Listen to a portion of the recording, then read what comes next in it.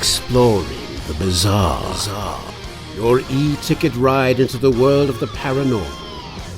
Strap yourself in as we traverse the universe exploring the unexplained. UFOs, ghosts, lost worlds, cryptozoology, as well as other dimensions. It's time to take back the night. Now, your electrifying hosts of Exploring the Bizarre, Timothy Beckley and Tim Swartz.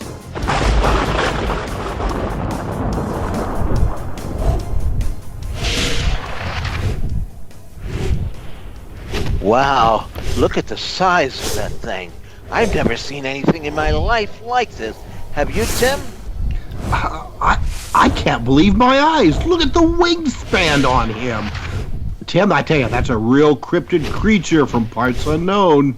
Well, if you ask me, it's either from hell or from Mount Olympus.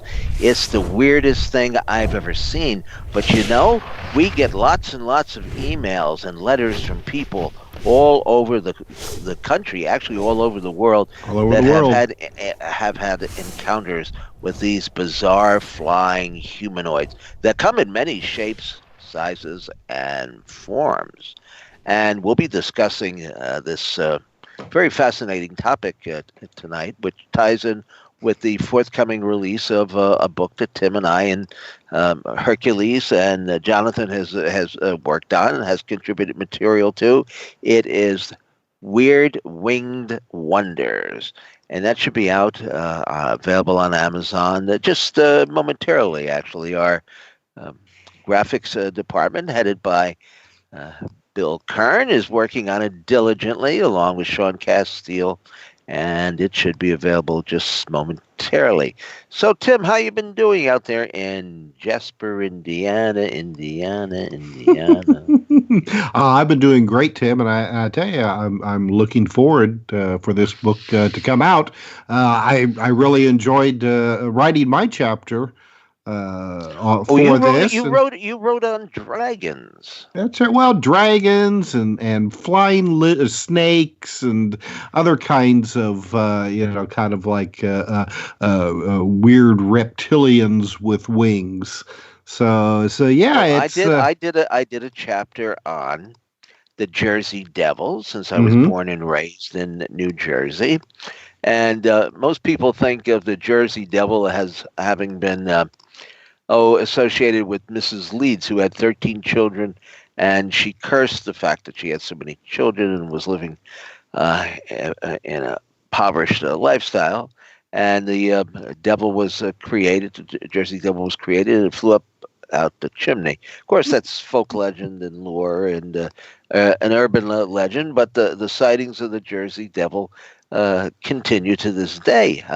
In fact, I might have had a sighting of the Jersey Devil. I was on my way down to the Jersey Shore with our associate Cersei, who's been on the program and sometimes is on the Hercules show. And we saw something just in a wooded area that popped up over the underbrush of the trees and then darted back in. And we just kind of looked at each other and almost swerved off the road. Very, very peculiar, to say the least. But then again, we might have been thinking of the subject because it is a long stretch of a highway that cuts near the pine barrens, where most of the sightings have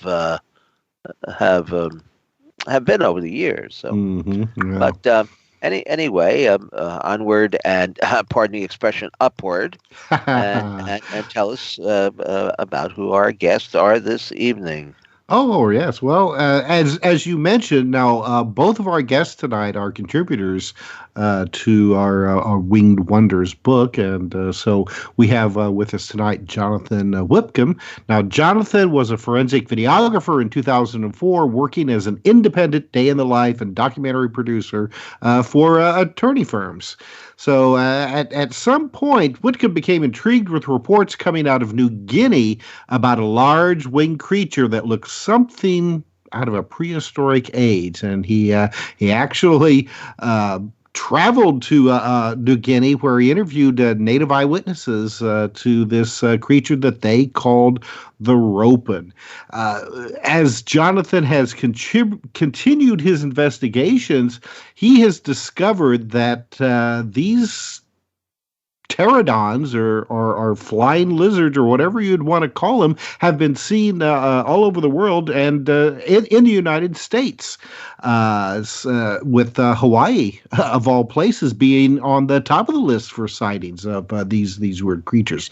Now, Jonathan has written several books: Modern Pterosaurs, Human Encounters with Living Pterodactyls, and that's in quotation marks, Searching for Ropens and Finding God, The Quest for Discovering Modern Pterosaurs, and Live Pterosaurs in America. So also with us tonight is our good friend Hercules. Now, Hercules, his Olympian mission is to promote a lifelong personal development, human empowerment, out-of-the-box thinking, creative self-expression, and a dedication of one's unique talent to community service. Now, Hercules believes that the human spirit is essentially heroic. I always have trouble with that word, Hercules, sorry. And always seeking ways to express its innate nobility and greatness. And that a life fully lived, dedicated to actualizing the highest we can conceive as the noblest expression of human existence, to live larger than life today. Now, Hercules is also the author of Olympian Ice, Elohim Hercules, Realm of Elemental Earth, and the Antediluvian Scrolls, Elohim Hercules, Realm of the Astral Planeta. Now, how about that, Tim? I can say antediluvian, but I can't say heroic. So, welcome, gentlemen. Thank you very much for being with us tonight on Exploring the Bizarre. And thank you for having us. What I have learned over the years, Tim, if you can't pronounce a word, pick another one. Yeah. There's so many in the English language. Of course, antediluvian or something like that. It's kind of hard to come up with another word, But that's why I can't. Like I said, heroic. There, I see. If I say it slowly, heroic. My dad, he could never say chrysanthemum. But then neither can I. You have to say that every year, Yeah, well, hopefully not many. So, Jonathan, Hercules, thanks for being with us tonight. Well, thank you very much. Great to be here. Well, let us start out maybe with Jonathan. I would think. Give us a little of your background. I mean, Tim did read the bio, but it seems a weird switch. There's a word for you. Switch in life's great undertakings to change your, I guess, goals in life, to find out all about this mysterious flying creature that is said to have been extinct for how many years? Yeah, it was a strange turn, that's for sure. It was in 2003 that I first learned about these large flying creatures in Papua New Guinea, and within about 1 year later, I actually made an expedition there myself. So it was quite an experience. Now, did you go by yourself, or did you have a whole team of explorers with you? Well, of course, at first I would never think of going by myself, and originally we had. The four of us, I was hoping all four of us could go about the same time and meet up, at least if we couldn't go at the same time. So there would be Paul Nation from Texas, Garth Gessman from California, and David Wetzel, corporation executive from New Hampshire. But it didn't work out. Paul couldn't even go that year, in the year 2004. And I ended up going by myself a few weeks before the other expedition took place. Well, it's not normal. We don't do this at home. We don't recommend it. But I went by myself to Papua New Guinea, and I didn't have a contact person there waiting for me. That was not recommended. But now, what? Give us a general description of what we're talking about here. Of the, let's just say, the flying creature. How many years has it been extinct? Well, the general traditional concept of it is that. The last time pterosaurs lived on the Earth is 65 million years ago. My associates and I don't think it was that long ago at all, but that's a long story. We I've been on a number of expeditions, several before I went there in the 1990s, and then one around the year 2002, I believe, by pollination. But basically, the controversy here is my associates and I say that we have evidence in the testimonies that these are actually living pterosaurs. They're not any kind of bat or bird, and that's the controversy. And how big of a bird, for lack of a better word here at the moment, are we talking about? Yeah, well, there we have reports now from all over the world over the years, but let's just stick to this particular place. It's called Umboy Island, which is north of the mainland of Papua New Guinea, which is itself north of Australia. And Umboy Island has a creature that they call Ropen. And the native language of, we call it the village language of Kovai, they call it Ropen. It's the animal that flies around and glows at night. And it glows. Yes, definitely. It glows. Wow. Now at least you can see it coming. Yeah, and it's basically nocturnal. The reports we had at first, we assumed that if it was a pterosaur, it would be a pterodactyloid, the kind that you see on the Jurassic Park, that type of with a little or no tail.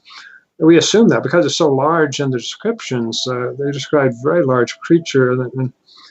And I assumed when I traveled to Papua New Guinea and I took a small cargo passenger ship from the city of Leh to up to Umboy Island. I assumed with others for a while that it was that kind of animal and that there were a number of them on the island. Well, that turned out to be not the case. There's only one large one that regularly inhabits this particular island.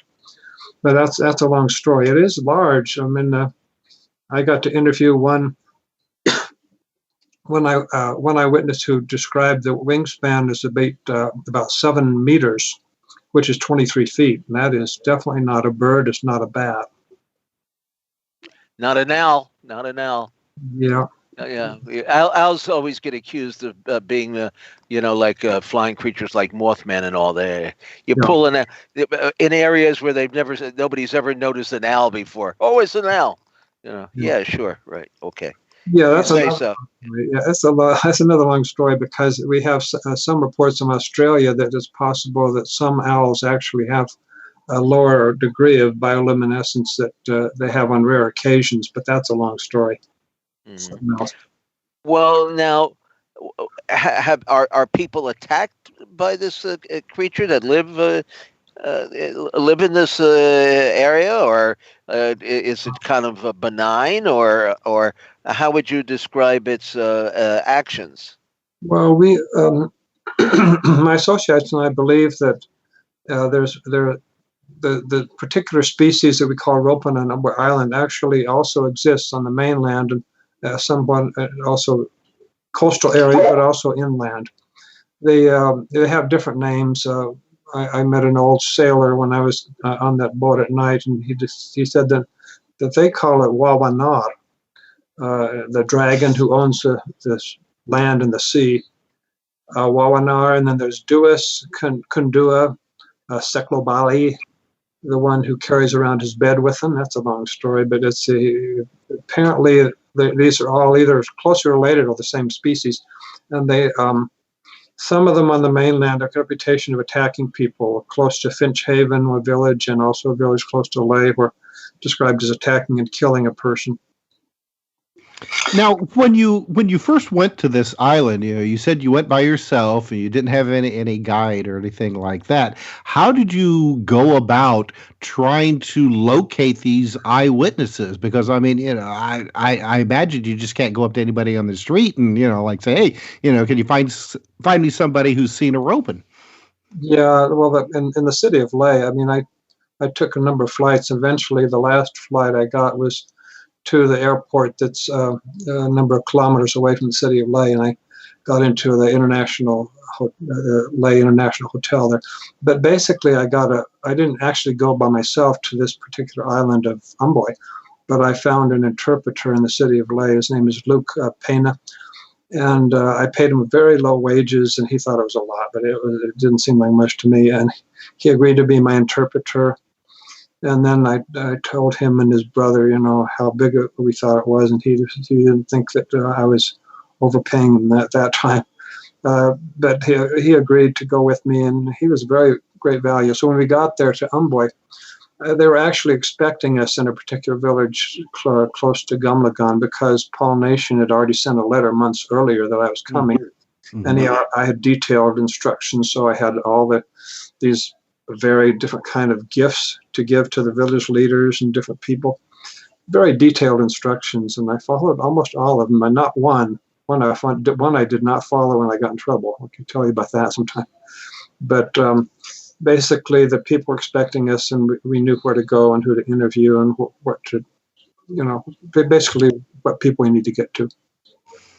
Now, the islanders, I mean, do they view this creature as sort of kind of like both a physical creature and a supernatural entity, or do they consider it, just as real as, say, a crocodile or the fruit bats or things like that? Well, that's a good question, because they have a way of looking at it that's different than what we're used to in our culture. They don't categorize it as strictly one or the other. It's spirituals, but then it's physical. So, and it also has in their traditions, you say that it can change shape. I think I know why they have that tradition. It's one of their superstitions that a man can change into a Ropen, and a Ropen can change you into a snake, back and forth and so on. I think I know why they got that, but they do consider it real. I mean, the people see these flying lights all the time. It goes from one mountain to another, from the mountain to the coast. And in my compiling statistics on the sightings, I found that there was a tendency for these flying lights to go out from a mountain to a reef on the coast much more frequently earlier in the evening, like right after sunset, and then later at night, there's a more tendency for the lights to fly from the reef back to a mountain. So I think that's not very strong evidence, but it is some statistical evidence that there is something to their traditions, that this isn't a flying creature that has a bioluminescence. Mm-hmm. Oh, so what is what's the general description that you got from the witnesses there on what this thing looked like? Yes, I went on I was there for 2 weeks, and a few weeks after I left, came back to the United States, I sent emails and all the information I could to the other two Americans. So when they got there, unfortunately, they were getting there just as the bad weather started with the rainy season. So they had a hard time, but they went to a lot of places, places I hadn't been to. Excuse me, I'm sorry. I got so carried away with that thought that I forgot the question. What's that? Oh, well, I asked, what the general, the people who have had, say, like daylight sightings of this, what's the general description that there's? That's what I was doing. I was telling you that there are 2 expeditions in that year, mm-hmm. and we came to some different conclusions about what exactly was. We all agreed that it was a rhamphorhynchoid pterosaur. We had a lot of eyewitness sightings, but I came back and published a book, and eventually a scientific paper that's published in a peer-reviewed journal. And I concluded that it was more like a giant Sortus pilosus rhamphorhynchoid, which is also called that has another name, but it's basically rhamphorhynchoid. And I concluded it was that type, which is kind of a long, kind of a narrow beak. And one of the other Americans, David Wetzel, thought that it was more like a Dimorphodon. But actually, part of my information I got from their expedition, so I think both of the expeditions is pointed more toward a Sortus pilosus, but in a giant size of Sortus pilosus.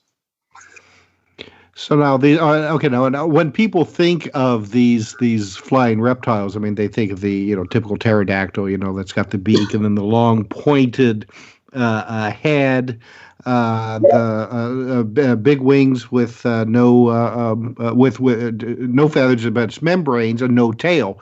But what you're describing, these are the ones that have the smooth head and a tail. Oh, a very long tail, and with a structure at the end of the tail, a flange. Some people call it a diamond shape. Have different names for it. Somebody even called it a lemon shape in the United States once, in Indiana. But in Umboy Island, I was able to get deep into the interior of that island with a number of natives, and I don't. I was able to interview 3 important natives in one island. They were all part of a group of 7 boys at the time, 10 years earlier, who had gone up to Lake Pung, which is a crater lake up above their village. And they had witnessed in daylight this Ropen flying right over the lake, just meters above the lake. And they were so scared they just ran home. And they testified that had a long tail, and the tail had a diamond kind of shape at the end of it, which I think was a rhamphorhynchoid flange. That's my conclusion, is what they're describing. And the eyewitness, Gideon Coral, he told me that when I asked him the wings, how big the wings were, I think he misunderstood, and that he was thinking of one wing, but it was because they don't use S to make a plural in English. They're not really that great in English. But he was speaking English, but, they're not expert in English way back in a remote place. Sure. So he said 7 meter. Well, I think what he meant was a wingspan. Not the wingspan, he meant one wing, because I was saying wings, and it sounds like a wing, it's almost the same set of sound. And he said one wing, I think, what I was thinking of, but he didn't immediately answer. He looked down at the ground, looked back and forth on the ground, trying to imagine the size, and then he said, took a look back and looked me in the eye and said, 7 meter. Wow. All right. Well, we need to take our bottom of the hour break here, so when we come back, we'll continue our conversation about winged weirdies on Exploring the Bizarre. Now back to Exploring the Bizarre with 2 of the most electrifying researchers in the paranormal, your hosts, Timothy Beckley and Tim Swartz. And welcome back to Exploring the Bizarre. And I want to remind our listening audience that if you have any questions for our guests, if you've had a sighting, winged weirdo, then let us know. We want to hear from you. Ask away. Questions, comments. We want to hear from you. So, Tim, what do we say we bring Hercules into the conversation? Well, I would think so. Come on down from Mount Olympus, Hercules, and join the show.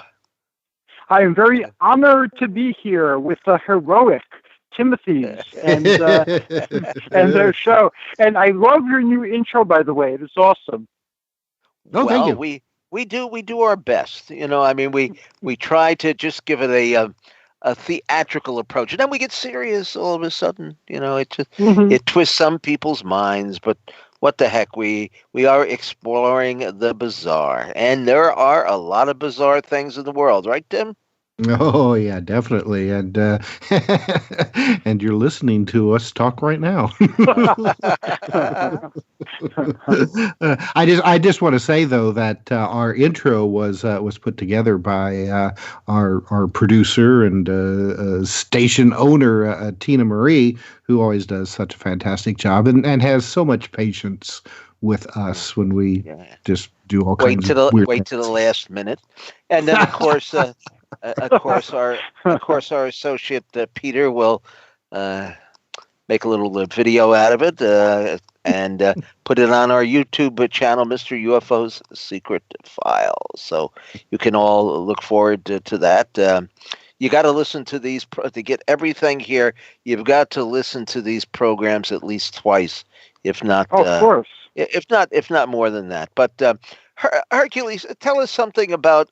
Well, we have, I believe, in the Greek theater, many legends of flying beings. Oh, countless legends of flying beings. Not too many winged reptiles, though. In Greek tradition, giants are reptilian and fly, and dragons, which comes from the Greek word drakos, just means a large snake. So the heroes in antiquity, they fought these really giant snakes that usually guarded trees that had things like the golden fleece or the golden apples of Hesperides and things like that hanging on them. So they were guardian protectors, and they didn't have wings. Well, you know that's interesting that you should mention that, because we have any number of reports. In fact, in our forthcoming book that, like I say, will probably be out by the time this program gets on YouTube. A lot of these cryptoid flying creatures are snake-like. In fact, we have received reports of these snake-like creatures turning into glowing, luminous objects. You know, like turning into UFOs, basically. I mean, there does seem to be a connection between all of this. I mean, we have the real entities, and then we have some that are definitely supernatural in nature. So I don't think it's quite impossible to have to concede that maybe some of these locals in New Guinea and so forth really did have the right idea when they see it as both a physical and a spiritual manifestation. I think you're right. And in Greece, they view it pretty much the same way. They still believe, like I'm from the island of Lemnos, and they still believe there that there are giant snakes. And when I was growing up and spending a lot of time in Lemnos, they used to call these snakes orches. And they used to describe them as gigantic, being able to swallow goats and lambs and cows. And, they were huge things. And they still are said to guard treasure. There's a lot of caves on Lemnos, especially by the shore. And some of those caves supposedly have the treasures of antiquity in them, and they're guarded by draki. But the Greeks today lump everything under the heading of exotica, which means exotics. And the exotics are shapeshifters. So they can appear as whatever they need to appear to be. So it is very possible, and they certainly would leave that open to interpretation, that these giant serpents can also manifest as glowing discs or glowing balls. And Greek mythology is full of such accounts of sun chariots and moon chariots and glowing gods who appear as circles or goblets. So it makes sense to me. Well, now, in the book, the Weird Winged Wonders, the cryptoid, we have so many descriptions of different types of flying beings. I mean, some of them are literally beings. We have photographs in there of people. I say shadowy forms standing on clouds, hovering over mountains. Hovering near office buildings that have to be 30 stories tall. Why don't you tell us about some of the Olympian gods or heroes? Name them and what exactly their flying talents consisted of. Okay, I could do that. Like I said, all of these paranormal or in-between creatures are generally called exotica, or exotics. And the ones that are in the air are called aerika, which means of the air. And these are very comparable to the sylphs of Paracelsus when he explained the elemental kingdoms, and that became very much integrated into the Western mystery tradition. So some of these beings, who are again shapeshifters, appear very human, and they're very much interested in humanity. Anyone who's seen Conan the Barbarian, the movie, has heard Subotai talking about the four winds and the everlasting sky. Those concepts are still very much alive in the Greek tradition. And some occultists, such as Madame Blavatsky, who brought us the Theosophical Society, she hypothesized that the Olympians themselves were a type of aerial being or a type of sylph, one that was very evolved and sort of like what you would call a deva in the Hindu tradition. And there were many types of creatures who lived in the sky that were evolved and had civilizations. So in addition to the anemone or the winds, you had breeze nymphs. And breeze nymphs loved humans, and they caressed humanity and whispered in their ears. And they were very much a part of our lives, even though they're invisible. And then you had the cloud beings. Cloud beings, people look up in the sky and see the clouds and they see all sorts of shapes. To the ancients and those following the ancient Greek tradition, there were actual intelligences in the clouds that molded the clouds into these different shapes, and that these beings liked appearing as humans, and they actually had birth by mating with mortals. And one of the most famous couple of beings that gave rise to legends are Phrixus and Ele, who were taken by the golden ram to the Colchides, which is now Georgia. And when the golden ram landed there, they sacrificed it and put its pelt in a tree, and it became the golden fleece. So they were half human and half cloud being. Mm. And the cloud beings also liked appearing as winged centaurs for some reason. I haven't been able to track down why they would find that shape appealing, but there are many accounts, some of them rather recent, in which cloud beings assume that shape and interact with mortals. And taking the in-between aerial, exotic type paradigm a little bit further, during the Hellenistic age, which was the time between Alexander the Great and Cleopatra, and then a little bit further into Rome, where a lot of modern occultism kind of bubbled forth and gave birth to things like Hermeticism and Christianity.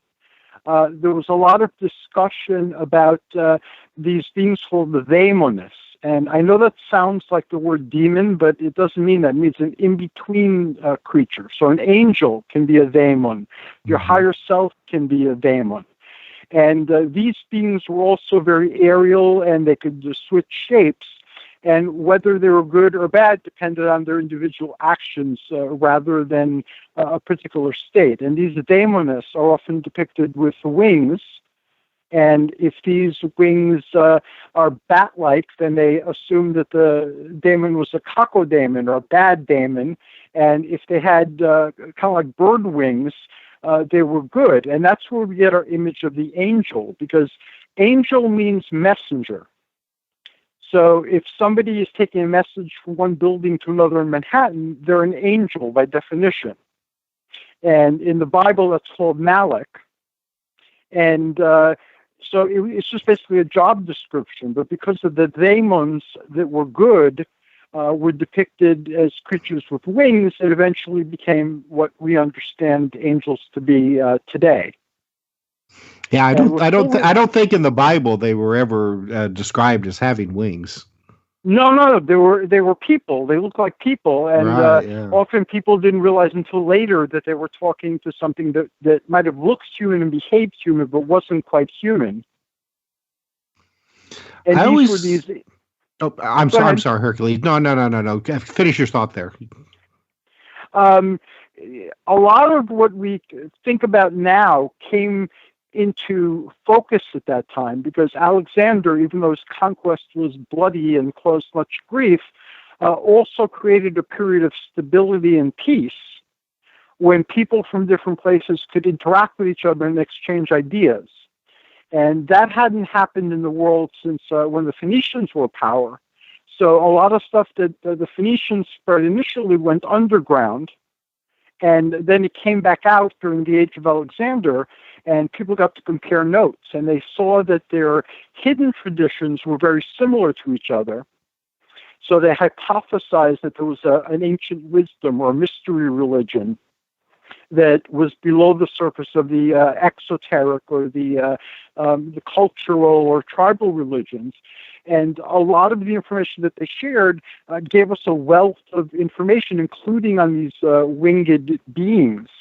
Now, you mentioned Circe before, Timothy, and Circe has been on my show. She's an awesome person. And Medea, who in mythology is Circe's niece, was the only person in Greek mythology to own flying serpents that pulled her chariot through the skies. Well, there you go. So there you go. Well, you know, Circe and I, on our way to the Jersey Shore, had a sighting of what we think may have been the Jersey Devil, for lack of a better name, along the Pine Barrens. Well, you know, I can't even remember whether we were discussing the subject or not, but I'm sure it had come up in the past. And I saw this thing kind of like pop out of the trees. And then I think I said to her, I said, you know, take a look over there. And then it stuck its head out again, and then it went back in, and that was our sighting, because of course we're traveling along in the car, which was, you know, going at 50 or 60 miles an hour, so we didn't stop or anything. It's kind of desolate along that area, but I guess she being of a Greek would have a connection maybe with the Jersey Devil, perhaps more so than others, if these things do go back, you know, in time. But of course, these beings of one type or another, like Tim, you had some sightings there, I think, in Indiana as well, right, over the years, of these flying snakes. Oh yeah, Indiana's been a hot spot for you know, that's all why they kinds call of it. things Yeah, like that's why that. they call it Erie, Indiana. Yeah, very, very eerie. Well, and you know, Hercules was talking about, say, like the giant flying snakes that didn't have wings. But in the 19th century here in Indiana, there were a number of sightings of snakes just like that, giant snakes that would attack people by leaping out of trees and then flying to the ground to attack them. But these snakes didn't have wings. And in fact, in a town called Alexandria, a farmer saw what he described as a giant snake that seemed to be made of like fire and lightning. Wow. Yeah, it pulled itself, he said, along the ground and then across a fence and up the side of a barn, and then it leapt off of one side of the barn to the other and onto the ground, but then it disappeared up into the sky. And you know, the critics naturally, I mean, you know, they said, "Oh, well, you just saw lightning," and he was just like, you know, I know what lightning is, and this wasn't lightning. Yeah, the ancients sort of described it as a serpent of Zeus, because Zeus, in some of his aspects, was associated with serpents, or the Chthonian or underworld Zeus. So that sounds like exactly the type of creature that would be involved with that deity. Well, you know, when you talk about like winged creatures, when it comes to Greek mythology and legends and all that, I have to go and think about, and of course this was Hollywood, the movie Jason and the Argonauts, with the stop motion animation done by Ray Harryhausen, of the harpies that Zeus had sent to constantly torment the blind prophets. King Phineas, yes. And I mean, I saw that movie when it originally came out. I was just like maybe 5 years old, and those things terrified me. But that always is stuck in my mind. Those winged humanoids type creatures, you know, they looked almost, you know, like reptilian types, you know, attacking and tormenting this guy. Oh yeah, the Arpies, which means grabbers. They were foul creatures, and they would not only torment King Phineas, but they would also defecate in his food and in whatever beverages were brought to him. Yeah, they invite him really over. Horrible. Invite him over for dinner. Yeah. Yeah, they didn't show that part in the movie. Tell them not to bring the harpies if you invite them over for dinner. And then there's the Furies, or the Erinyes, and they come from the underworld. And they're very similar to the harpies, but they're like the hounds of Hades. They go and punish those who sinned against the Lord of the underworld. And the Gorgons, too. The Gorgons, believe it or not, started as mermaids. And one of the Gorgons, Medusa, was seduced by Poseidon, who made love to her on an altar of Athena. So Athena cursed her and her sisters to become these very reptilian creatures with wings and bronze fingers and toes. And Medusa herself had snake hair that if you looked at it would turn you into stone. So yes, the Greeks populated the skies with many of these types of creatures, and these creatures still appear in modern times. When I go to Greece, and I haven't been to Greece in a while, but I used to go fairly often, I used to go around and collect these stories, and the stories that were related to me and the experiences I've had prove that these creatures are still very much alive in the Greek reality, or their popular imagination, if you care to look at it that way.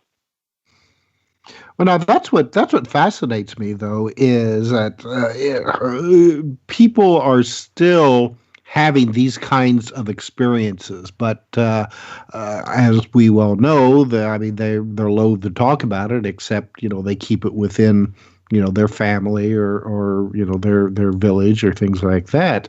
And I mean, are they are they describing the same kind of things that has been seen for centuries? Oh yes, in the Greek psyche, I guess, heaven and the underworld may have changed management, but all the in-between creatures that were known in antiquity are still very active. And I've had experiences myself, some of which I shared last time I was on, not with flying creatures so much as terrestrial creatures, but I've met other people, and sometimes the creatures appear as very solid and they're experienced as such. Sometimes they're kind of like in-between creatures and they'll shift shape. And it's kind of like the experience you have in the hypnagogic and the hypnopompic states, where it's very difficult to differentiate between waking and dreaming. But in those states, the experiences are much more vivid than you have even in waking. So most religious experiences actually take place during those times. So the reality of the experience is phenomenally stark and memorable. Now, do any of these winged creatures pick up the locals and take them to Olympus or somewhere else? I mean, is there a magical element included in this? In ancient times, there are tales, like, for instance, of Pegasus. Pegasus was a child of Medusa, by the way. When Perseus chopped off her head, her blood dripped into the sea, and Pegasus was one of the creatures that came forth. Pegasus was welcome on Mount Olympus. One of the heroes, Bellerophon, decided to ride Pegasus to Mount Olympus, but he was struck down for his presumptuousness and his ibris, and he fell down, became crippled, and spent the rest of his life as a beggar because he presumed that he would be welcome in the company of the gods. But Pegasus was definitely welcome in the company of the gods. So sometimes animals and ones that flew were accorded a higher prestige than heroic mortals by the Olympians. Of course not. we're just the mortals who we're the entertainment. Yeah, well, yeah, exactly. There you go. I like that. And the gods and goddesses, of course, who could fly, would often take their favorites up to Olympus or to their aerial realms. And in Greek mythology and in the Greek tradition today, intercourse on many different levels between mortals and immortals is not only possible, but has been continuous throughout history. Which I would think that, okay, now you talked earlier about how, the upper management has changed, but, like Yes. the in-between and lower ones, they say the same. I would think that now with the change in management that that kind of cohabitation would be frowned upon. It is frowned upon, and it's considered demonic because to many modern Christians, the Olympian gods are devils, as that happened throughout Europe and other places as the Abrahamic faiths spread, and earlier than that, when the Persian Indian faiths parted ways. The Devas and the Asuras, depending on who you talk to, were interchangeably gods or devils. So that does happen in history. But in the UFO literature now, throughout the world, and that's the new universal language of these types of experiences. All right, Hercules, I'm gonna have to interrupt you here, unfortunately, because we're at our top of the hour break. So when we come back, we'll continue this on Exploring the Bizarre.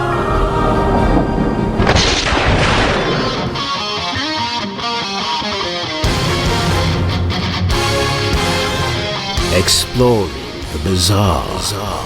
Your e-ticket ride into the world of the paranormal. Strap yourself in as we traverse the universe exploring the unexplained. UFOs, ghosts, lost worlds, cryptozoology, as well as other dimensions. It's time to take back the night.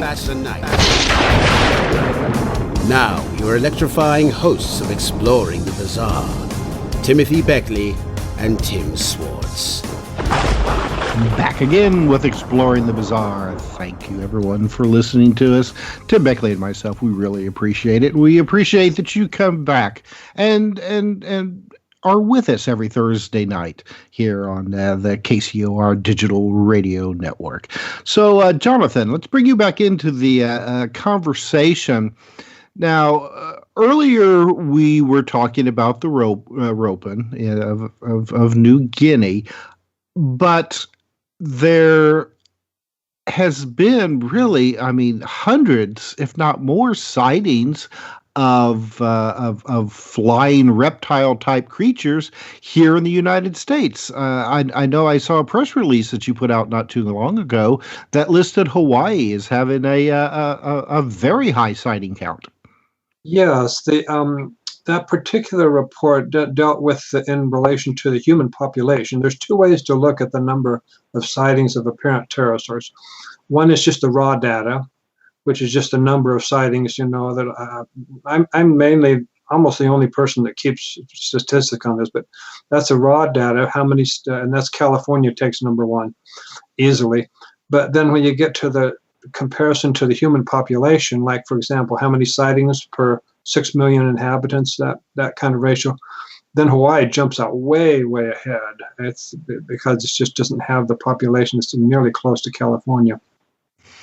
So now, do you think that because we were talking during the break, Tina Marie, our producer, was talking about Jonathan Nolan, who was a guest on one of her shows, that was talking about how some South Pacific islands had a number of the natives said that there were I don't think they called them pterodons, but Jonathan did. So is there something about a tropical environment that these things seem to populate better than others? That's a good question, Tim. I think there's something to be considered there. That the tropical environment, there may be perhaps a greater number of these animals there than in other parts of the world. But we need to be aware that some of these tropical islands are extremely remote. Very few people go in there. Very few Westerners. So we don't have a preponderance of actual sighting reports. There may be more of the animals, but just not as many people to report them and get them into the knowledge of my associates and I. Okay. Well, what about the sightings of these things in the United States, especially in areas that aren't really known as having a lot of say like a forest and wild places and things like that. North Carolina. I read an article today talking about this woman who had 3 different sightings of what she described as a pterodon. Yeah, that's Cynthia Lee. I've interviewed her by telephone and also by emails. Yeah, Cynthia saw a number of them over a period of months, a number of sightings she had. I believe she's credible. I think that she actually saw what she believes she did, that they really were. These particular sightings, we need to keep it in context of the whole country. It's easier to name off the states in the United States that have not had sighting reports sent to me compared with those that have. They're just so common. North Carolina is one of the higher numbers of raw data for sightings. And we need to keep in mind that North Carolina is, if I'm not mistaken, has more human population than the average American state. But Cynthia Lee reported them over a period of months, a number of sightings.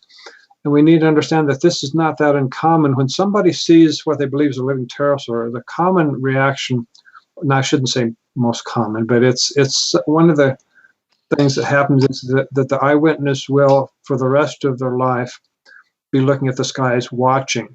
That's a big point. They will be looking for any time they see something similar, and sometimes it happens. They will see and have another sighting. So, and it's I'm trying to wrap my head around this idea that here in the United States there could actually be large flying reptiles. And I'm not using the word dinosaur. Most people think that these things are dinosaurs, but they weren't. They weren't related to dinosaurs. They're basically flying reptiles. But if these things are physically real, where, how come people aren't seeing them all the time, or hitting them with their 18-wheelers, or running into, or they're running into the sides of buildings and things like that? Well, actually, I do have reports like all of those things that you mentioned. I have all of them. Okay. Details then. I mean, I could tell you about a car crash, a car flipping over into a field because of a sighting, and another car in Washington State that crashed into a telephone pole, if I recall, and he just tells the police officer it was a pterodactyl that distracted him. And then another lady in Florida, it's in the court records. She went to court suing. She didn't want to be fired. She said it was a pterodactyl that caused her to have to crash the delivery vehicle. I don't remember if it was UPS or something like that. So these do happen. The thing is, they don't always get into the newspapers. People always don't always hear about them. Well, you had one report that you talk about in this chapter that you did for a book, Sandra Paradise in Georgia. Yes. Which seems to be a pretty close encounter there. What do you remember about? You had a conversation with her, right? Yes, over a number of years, a number of interviews. Yeah, it's very high credibility. As far as I can tell, extremely high credibility. She had some good views. The first one absolutely shocked her. She didn't know what to think. And then a few weeks, and it was early in the morning. She was driving to work. What is this? It's called a winder. Is that Georgia? Somewhere in that. I think it was Winder, Georgia. But anyway, it was that part of the country, and she was driving to work early in the morning, and she did see this huge, long-tailed creature with no feathers fly right in front of her, not very close to her, but it was close enough that she could see what it was. And she was just shocked. And she was always looking for it, trying to get up at the same time of morning. Early one morning, she couldn't get up early, and so she was thinking, no way I'll see it now because this thing only comes out right after sunrise. Well, that was a morning we actually saw it again, but it wasn't the same identical animal. It was the same species. This was in a different size. So she got the idea, well, apparently there's 2 of them out there. It is shocking. Now, are these similar to the Thunderbirds that have been seen over the years? In fact, now I remember I came across the photo that I think we're going to use in the book that you had in your collection that was taken during the Civil War. Yes. Well, so are these the same as the Thunderbirds, or somehow related, or are they during the same periods of time? Well, thunder is a complicated question. How we can deal with it? Let's get into this. Thunderbird is the name of a legendary flying creature, and I don't mean that to imply that there's one precise legend for the whole. It's just going to be complicated. There's the general idea that there's this large flying creature. Sometimes it's said to have feathers, sometimes not. But we have to understand that this is a label. It's not really a scientific or technically accurate kind of a description. It's a label, and people can use labels for different animals. Actually, something completely different kind of animal could have the same label. I think it's like that with Jersey Devil. Sometimes they're actually pterosaurs. Other times maybe they're people are seeing something else. Absolutely. Yeah, it's labels. Now, you also have one side. We're talking about a variety of people who, just like UFO witnesses here, we're not just talking about, the UPS driver that's up early, or the teacher that's going to work at 6:30 or something. You have one incident here that took place in Guantanamo Bay in Cuba, where a U.S. Marine had a sighting. In 2010? Or is that when you spoke to him on the phone? Yeah. No, that's, the sighting itself was 1971. Yes. Mm-hmm. Eskin C. Kun, I believe. I interviewed him a number of times over telephone, and we've communicated over the years. It's very, very credible sighting. He was a U.S. Marine in the middle of the year. He calls it summer, but of course down there it's what's the season? Summer all the time. Yeah. Guantanamo Bay, and he was near the coast, and there's two of these pterodactyls. He was what he called pterodactyls, good-sized creatures, good-sized wingspan, flew clearly, and he's called it a close range. In other words, it wasn't far from him.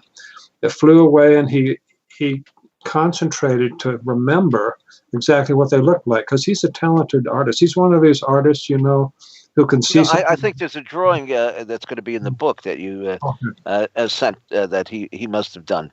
Oh, yeah. Big wingspan, long tail. Yeah, feel free to use that in the book. Yeah. Oh, yeah. We are. Oh, we're gonna. This is going to be a humdinger of a book. Let me tell you. We have every flying thing known to man, and some not known to man, possibly, right? Mr. Kun has given complete permission to use the. Yes. Well, it's a fascinating story, and you've done. Now, where is your research today leading you? I mean, do you feel that you've discovered, like when you started on this many years ago, have you come to any conclusions, or are there things that you that might differ than when you first got into this? You've changed your opinion, or? Well, basically. Yeah, I've come to realize that there are more than one species. There's no way that this could be one species, but the great majority of sightings are somewhat similar to the Ropen of Papua New Guinea.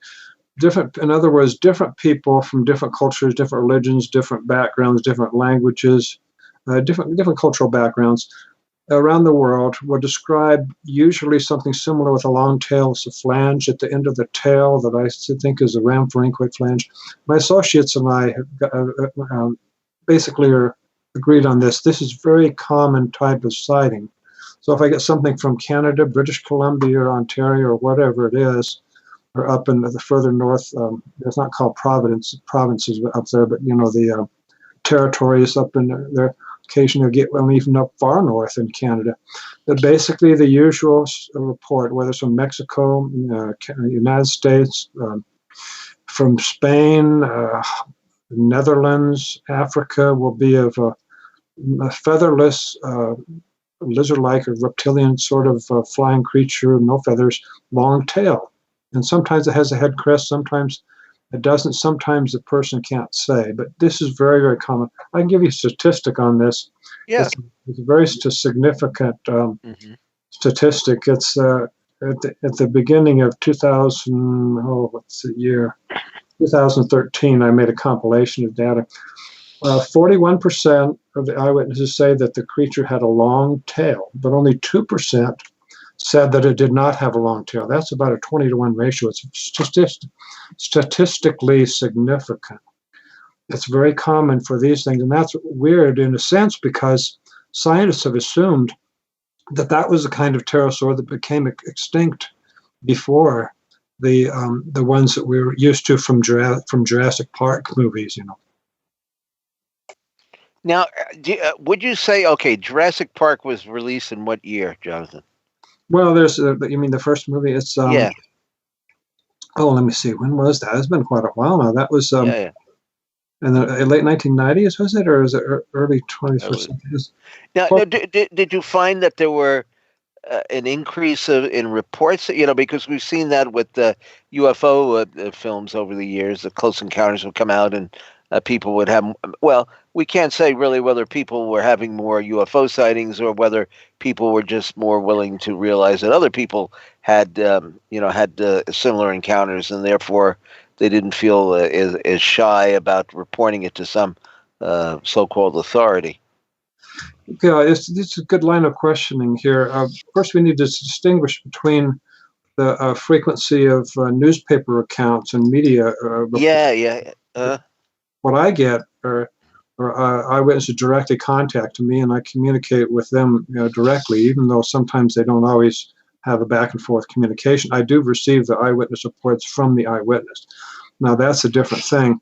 There's not anything that I can determine that would show any reasonable possibility that there's any increase when there's a movie come out. And in fact, that's the kind of reports we usually get are not even the kind that we see in the films from Jurassic Park. They're a different kind of pterosaur. They're long-tailed, and the Jurassic Park is a pterodactyloid, which is basically a very short tail.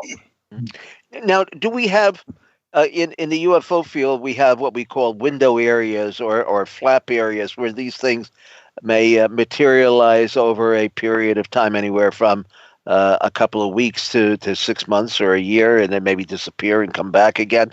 Are there such a criteria in your line of research where there are areas where there are more sightings than usual from different witnesses during a certain period of time? Generally not, but we need to look into this a little bit.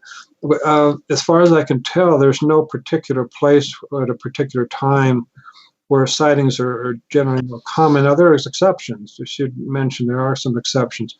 But generally, there's not the kind of thing where we say there's a lot of these animals in one particular place at a particular time. It's just generally not. That's just I get a sighting report from Canada. Another week I'll get a sighting report from Indiana or Florida or Texas, and then another time I get a report from California. Just different, and sometimes the reports are not that recent. Sometimes somebody will say, "Well, yes. I saw one when I was a child, decades ago, a few years ago." All right. Well, I was going to ask, have you ever looked into to see if there could be, say, like a migration pattern going on? I know that when there were a lot of Thunderbird sightings in Illinois and Indiana, and Texas, some researchers, did a little math and came up with the idea that possibly these things were coming up from, say, like Central America, Mexico, on like a migration route that then led up through Texas and then on up into the Midwest and possibly on up into Canada. Have you ever looked in to see if there may be a similar type of pattern with these kinds of sightings? Oh, I sometimes consider that, but we need to realize it's far more difficult than people expect. People have asked me this before. It's not a new question. They've asked me this over many years. The problem we have is, I'll give you an example, see how you can get a migration out of this. in central Arkansas a number of years ago, quite a few years ago. A teenage girl was on the top of a cliff overlooking this little valley and with this river down there, and she and her father were up there, and she started tossing pebbles over the cliff, as teenagers and kids do. And one of them apparently made an impact with something down there, because then she saw this huge pterodactyl gliding out from right before she threw the pebble, and it just glided out over the river there, and then took a turn and started gliding away. It's an illustration of why these animals sometimes will be seen in daylight. They just are disturbed, and the flight pattern they have when people see them in the daylight generally has nothing to do with any migratory pattern, at least not consistently. So and I can give you many other examples, but it has to do what an animal is doing in the area at that time rather than traveling from one area of North America to another. Well, what about now? The Thunderbirds have, a very predominant in Native American traditions. Have you run across anything similar when it comes to flying reptiles? I mean, any Native American or any place else? I mean, we know that they've been seen in Papua New Guinea, but other places like that here in the U.S. or Central America.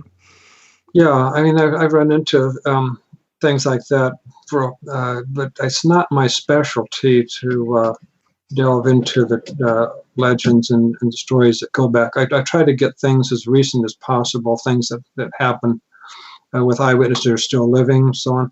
The challenge we have with legends is that we don't know how much they may have been influenced by things that might distort what it is. Like, for example, some of the legends of Thunderbird may very well be from pterosaurs, and others may be of a large bird, because I do get sighting reports sometimes of a large eagle-like or condor-like bird that's larger than a normal size known to science. So it's kind of complicated. Mm-hmm.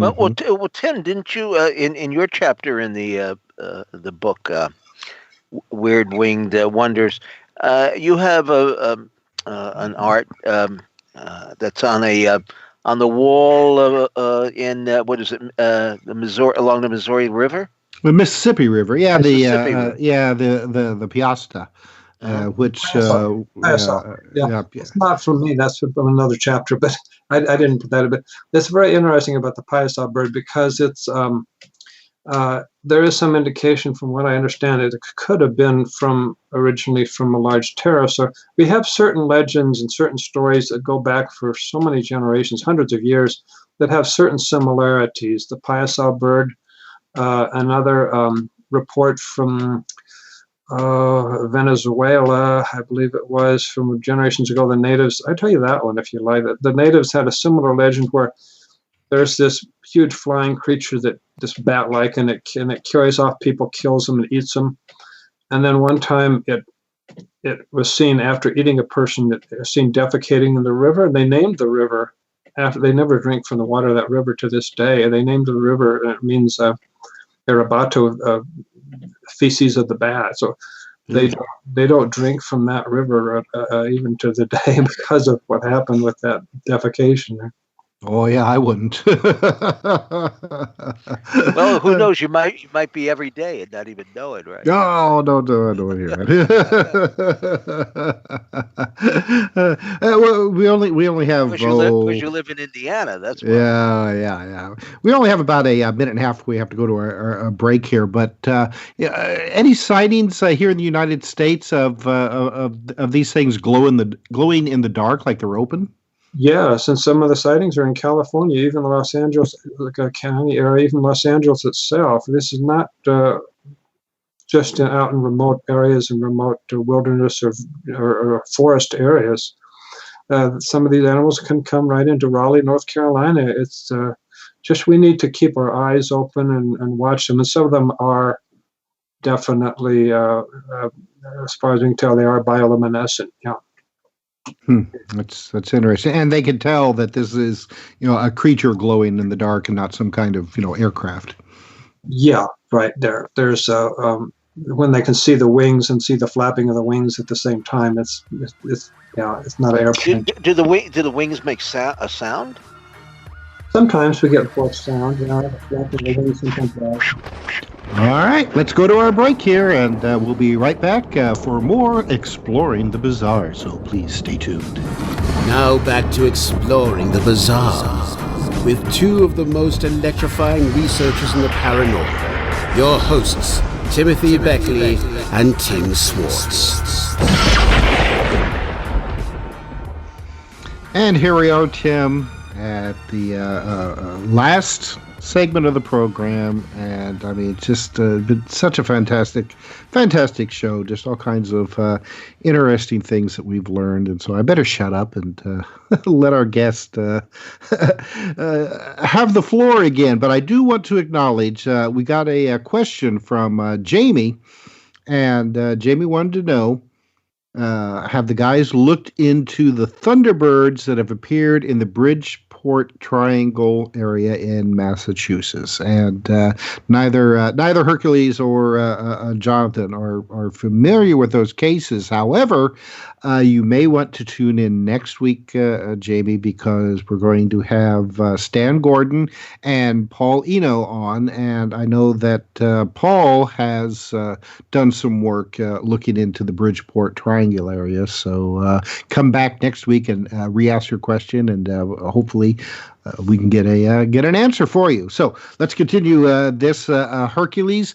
During the break, yes. you were saying that you actually have talked to people yourself who have had pterodactyl and pterosaur sightings. Oh yes, I'm an explorer of mysteries, as are we all, and I love exploring mysteries locally, wherever my locally happens to be at the time. And there were several times where I've encountered other people who were pretty much doing the same thing, and we would have conversations. And pterosaur, flying reptile, pterodactyl sightings are not as uncommon as most people might think, which is what Jonathan was saying. And I remember one particularly was on top of a mountain in New York, and somebody was telling me that a flying reptile pooped on their windshield. And that they gathered this up and took it to a nearby lab. But of course, as is often the case in these tales, the lab lost it.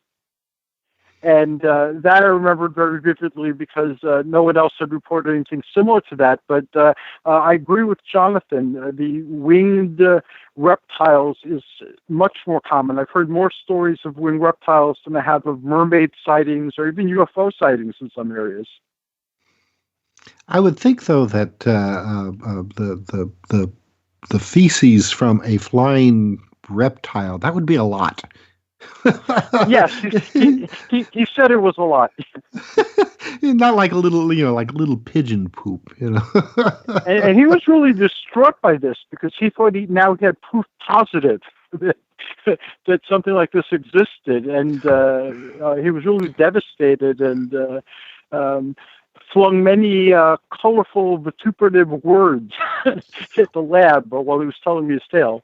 Well, now, how many times, though, have we heard this story, though? I mean, when it comes to, say, interesting photographs or videos of whatever, UFOs, Bigfoot, other types of, cryptid creatures, you get like fecal samples, hair samples, anything interesting. And I've heard this story time and time again where it disappears, they lose it.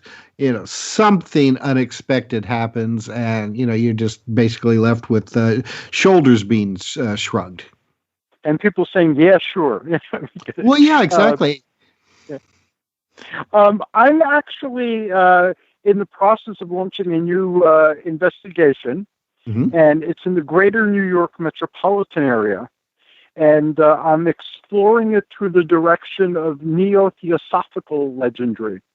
There are winged beings and beings of light occasionally reported in the greater New York metropolitan area. And in these neo-theosophical tales, a remnant of Atlantis remains in the etheric plane above Manhattan, There's a Temple of the Earth out near Long Island, and here in Tenafly, I've been exploring throughout Bergen County certain anomalies that also seem to point to Atlantis. So one of the, I guess, goals of this project is to contact these beings that people keep experiencing. So if anybody's in the greater New York metropolitan area and wants to participate in that, I'd love to have them. All right, give me a description of these beings that people are describing. They've been described as angels. They've been described as aliens. They've been described as glowing beings. And depending on what the person's belief system is, that's the type of description that you get. But they seem to be fairly common. They seem to show concern towards individual people. Mm-hmm. And that's why they're often described as angels, but they seem to have something greater in mind. Now, according to the Neo-Theosophical legends, the temple that is in the etheric over New York City is one of the solar hierarchies, and it's dedicated to the well-being and the evolution of humanity. So this investigation may prove to be nothing, but that's how I'm approaching it because, again, of my mythical perspective and my own worldview. Mm-hmm. But so far, it's been pretty exciting, the types of stories that people have been telling me. And they are excited locally to be looking into Atlantis. So I have people meeting in the library right now once a month where we're working on this actively. So the more the merrier. I don't know about Manhattan, but I mean, I know that Long Island has been, seems like forever, as long as there's been people there. I mean, there's been all kinds of interesting, weird activity going on. You know, John Keel, when he was looking into stuff like that, especially like around, 66, 67, I mean, there's all kinds of UFO activity and Men in Black and glowing aliens and around the Mount Misery area. And so I could see where, and I think now that I'm talking about this, Hercules, it seems to me that there were people also talking about running into glowing beings who claim to be associated with Atlantis and, like lost antediluvian civilizations. Oh, awesome! If you have information on that, I would love to read it and digest it and include it in what we're doing. Some of the people have been framing them according to the like ascended masters, they're calling them. Mm-hmm. And I have a long background with that line of inquiry, so I communicate very well with these people in their perspective. And others, because of their backgrounds, are very much into the angels or the saints. But what's being described is the same thing. So if you peel apart use Occam's razor to see what's there, it's a bunch of caring, cosmic or light beings who often, again, have those associations with Atlantis or antiquity. I had a personal experience like that here when I was investigating things in Templar when I was a kid.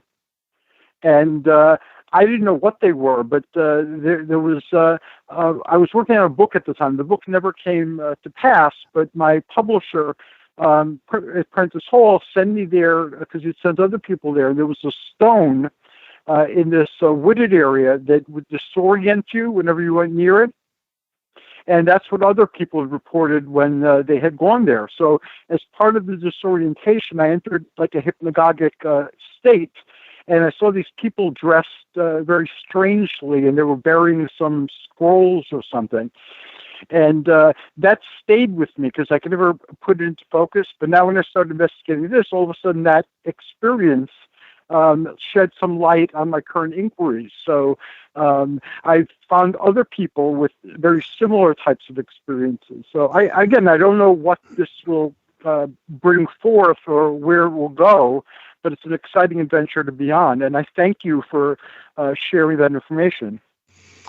I will go through my massive amount of files and books and try to locate some of that information because my memory works, but exactly where that stuff is in my files, that'll take a little work digging that stuff out there. It'll come at the right time. I'm positive of that. Oh yes, that's right.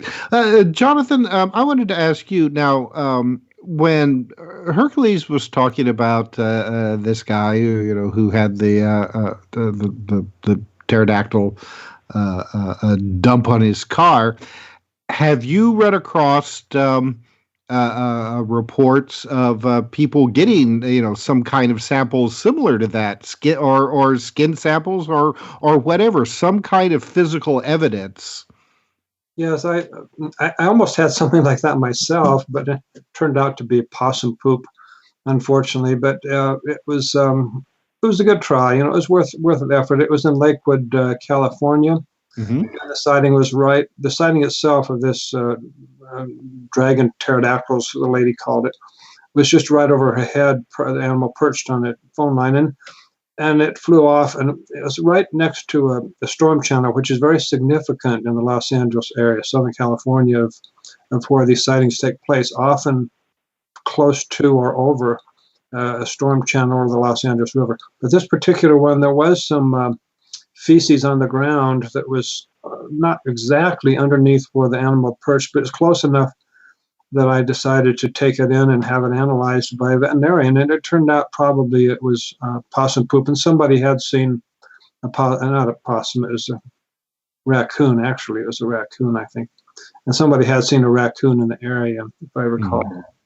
Mm. Now, we had talked a little bit earlier about these things glowing in the dark, and my assumption from reading your articles and books is that these things are probably nocturnal. Yes. Yeah, we can tell statistically if you want me to go through a statistic. Yes, please. Go ahead. Okay, give you an example. On the 128 sightings in the compilation of early 2013, that year, those who say positively that it was a daytime, in other words, it's not in twilight, it was definitely a daytime sighting, that was 38%. Those who are positive about a nighttime sighting, not twilight, but actually in nighttime, was 23%, which seems like, well, it's a lot. 23 is a lot less than 38.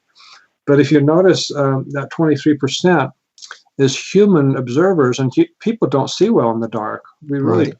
And if somebody in Los Angeles, sees a dragon flying over the Los Angeles River at nighttime, who's going to believe him? That's just it's a difficult situation. But the 23% is extremely significant when we consider that people really can't see hardly at all at night. We have very poor night vision. We're not anything like owls. Well, and it makes me think also, if at least one group of these animals do exhibit bioluminescence, whether or not some of these, what people report as UFO sightings, but really they're nothing more than glowing orbs at night that hover around trees or fly at a fairly low level, if possibly they may not be seeing something living rather than a mechanical craft of some kind. Yeah, I believe that they might be seeing something living, because often the glowing orbs or the discs behave in ways that seem to indicate that you're dealing with a living creature rather than a vehicle. Yes, true. Yeah, indeed. And I believe also that they might not be totally solid as we understand the term, because they're often accompanied by psychological effects, and they can appear and disappear rather quickly, and they can communicate through their inhabitants. And the inhabitants are pretty standard and seem to correspond to parts of our brain as well. Like you have the reptilians, you have the fetal type of aliens, you have the human-looking type of aliens, and the experiences that take place with the inhabitants don't seem to take place in waking consciousness totally. They have features that indicate other states. Mm-hmm. So I believe personally that whatever it is that is happening, it's not a dream, it's not a hallucination, it's not an altered state experience as we commonly understand the term, but it happens in portions of our brain that translate into very solid experiences.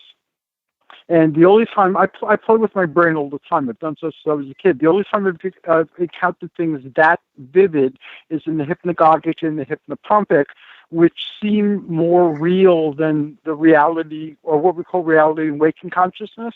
Mm-hmm. So I can honestly say I don't know what it is that I've been experiencing, but the fact that I've been experiencing something that sometimes appears in a variety of forms, that's something I become more and more convinced of as I move through life. But it's very tricky, it's very slippery, and I found that it will appear in ways that appeal to you.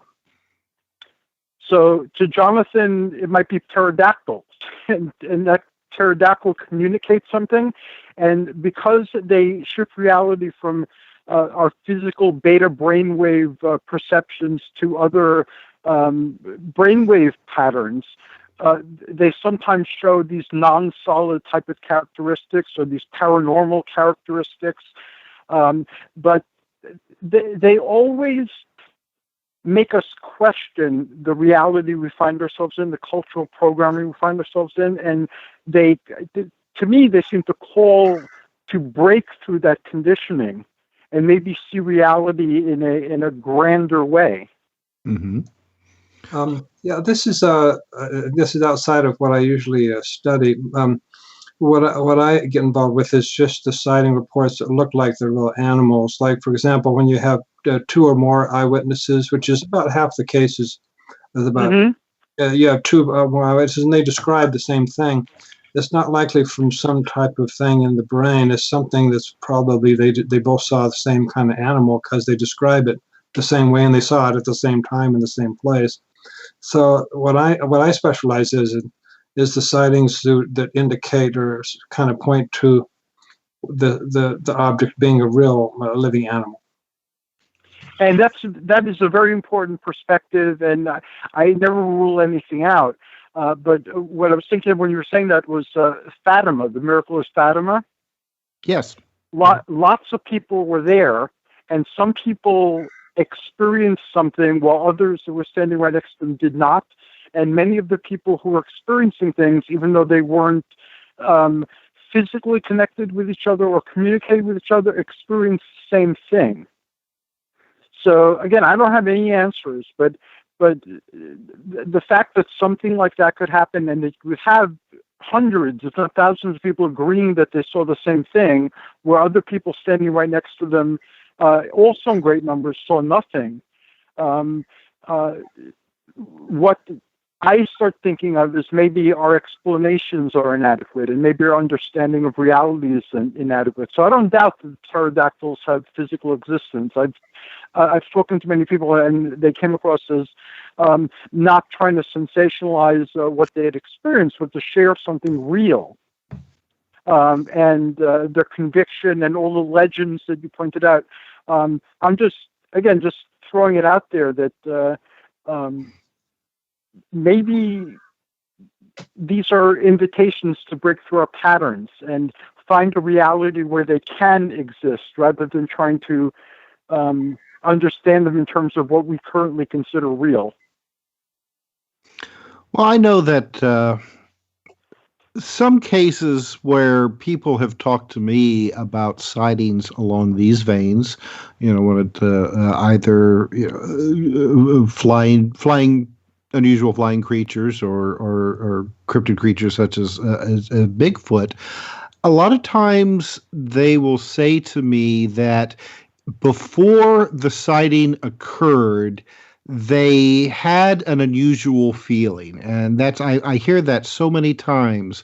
People will say that all of a sudden, say like the hair on the back of my neck stood up, or I had the feeling I was being watched, or I just, something did not feel right.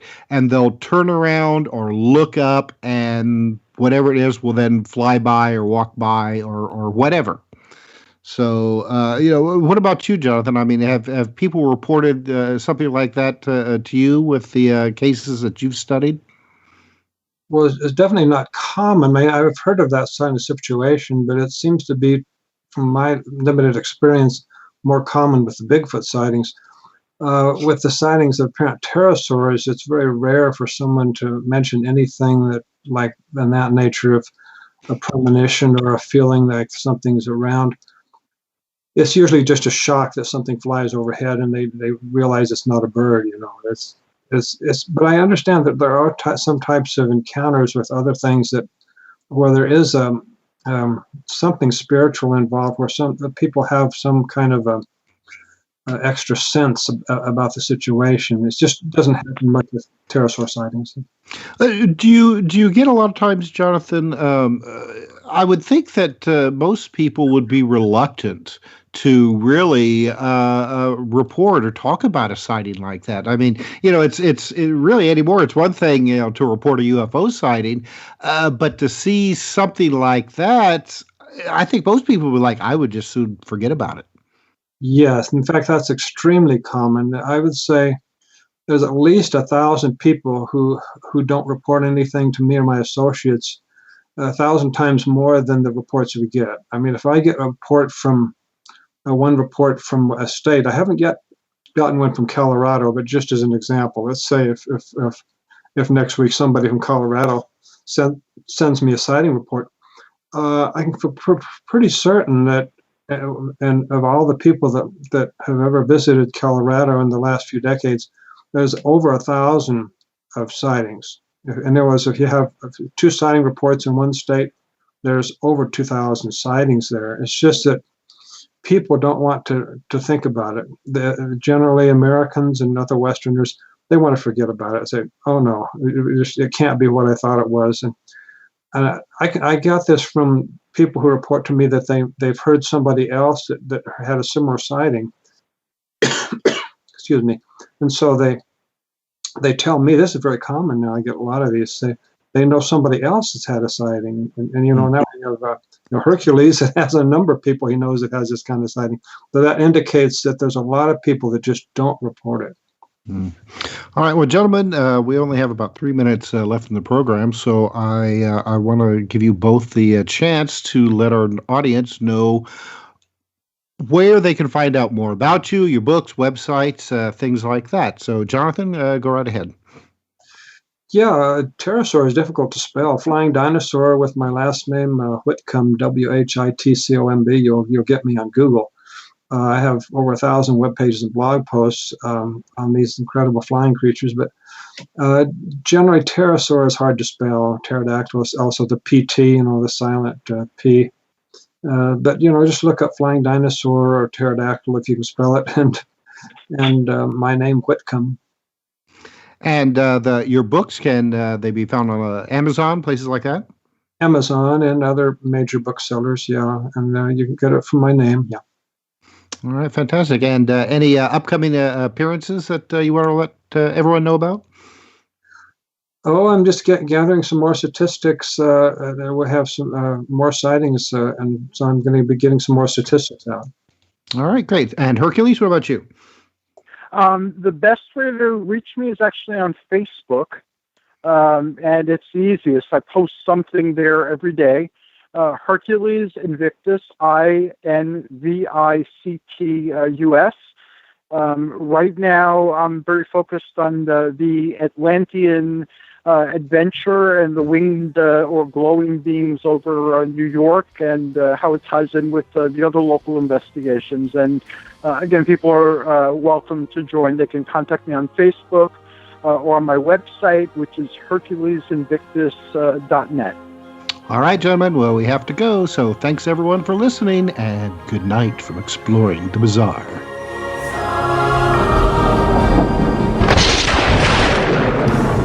You've been listening to Exploring the Bizarre with hosts Timothy Beckley and Tim Swartz. They're taking back the night by jetting non-stop across the cosmos in search of the truly bizarre and totally unexplained, with you as their co-pilot. Thursday nights at 7 p.m. Pacific, 10 p.m. Eastern, on the KCOR Digital Radio Network. For more information on Exploring the Bizarre and hosts Timothy Beckley and Tim Swartz, check out their KCOR Digital Radio Network page. Follow their YouTube channel at MRUFO 1100. Exploring the Bizarre.